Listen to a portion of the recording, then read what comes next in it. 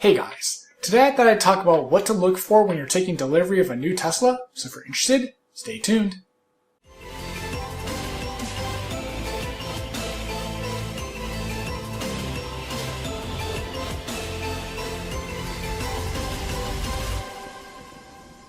So that day has finally come, but what do you look for in terms of QA when you're taking delivery of your new car? The first thing I'd recommend is to make sure you take your time. Don't feel rushed by the delivery specialist. There's no time limit on how long you can take when you're looking over your car. What I'd do first is start by taking a full walk around of the car and see if there's anything glaring. So one of the nice things is by looking through your car like this and finding little things here and there and whatever is you're already at the service center. So depending on what it is, you might be able to get it fixed that day. So just keep that in mind. And if Mother Nature allows, it's always better to go on a sunny day. That way you can see imperfections more clearly. If you see something major, like maybe a horrible paint job, or you're missing a glass roof, or you're missing a door or something, you can always refuse the car at that point. If you don't see anything major though, make sure you write down all the imperfections that you see, and make sure you let the delivery specialist know as well, so they can note that on their forms. Start with the simple things. So make sure the physical VIN on the car matches what's in your Tesla account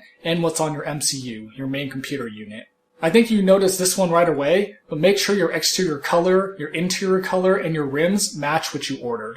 You also want to make sure that your doors open and close, your front and your trunk close, but this one is really important. Make sure your charge port opens, or else you're going to have a really hard time getting energy, and you're only going to have one drive, and that's basically it. How much detail you want to put into opening and closing doors, making sure they're smooth and they don't make squeaking noises, is up to you. Make sure you also check your windows and make sure they roll up and down smoothly. Panel gaps, panel gaps, panel gaps. So one of the things Tesla's QA is not very good about is having consistent panel gaps. So make sure you check those all over the car. A normal spacing should be about 3.5 to 4.5 millimeters. For panel gaps, you want to check both the top and bottom part of the panel gap and make sure that that gap is pretty consistent. Paint is another big one. So if you've got dust under your clear coat, or you've got drips or smears, or the paint wasn't mixed evenly, things like that, you want to note that, or if it's really bad, you might even want to refuse the car at that point.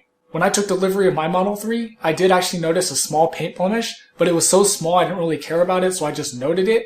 And when I went back to the service center another time, I asked them about it, and they said it would be like a 3-month wait to get it fixed, because paint issues they can't do at the service center, that has to be taken to a body shop, because it's paint.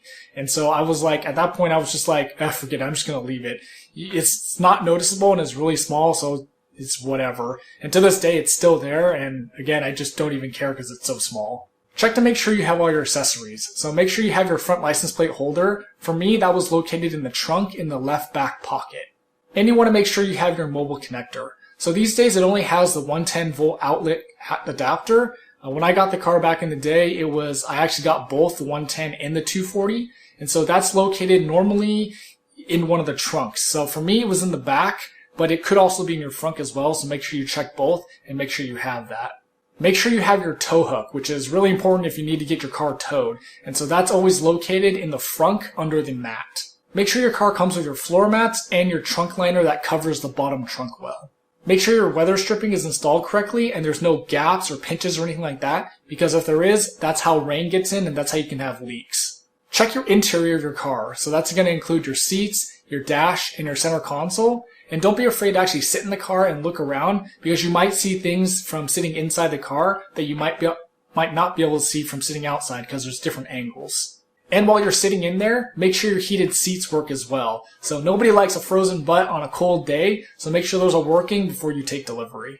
Since you kind of need this one to drive, make sure your steering wheel looks okay. So you want to make sure it tilts properly, and basically it's not loose or anything like that, and that it's aligned correctly with your wheels. Check your headliner as well. So sometimes these pieces inside the car aren't attached correctly, and they could be like sticking out, and you could see wires and things like that sticking out. So make sure those are all attached correctly so your car looks complete basically from the inside.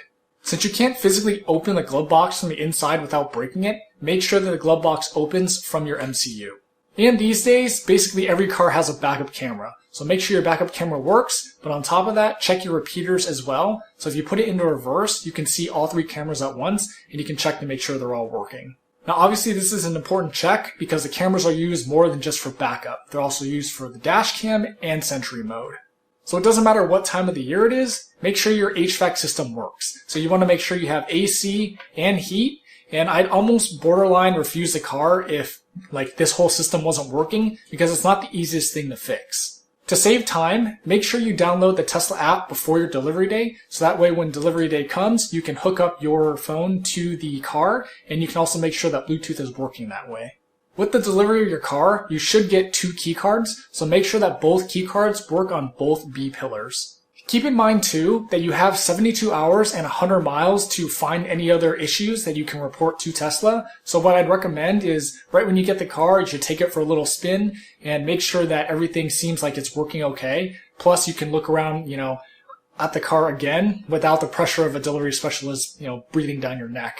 Check your lighting as well. So it's really important that you check to make sure your headlights work so when you're driving at night you can see, and checking your interior lights just to make sure those are working. And if they're not, report that to your delivery specialist. So I think I covered all the important things that you should check when you're taking delivery of your Model 3, but it's by no means a totally complete list. If there's other things you can think of that you want to check, go ahead and check.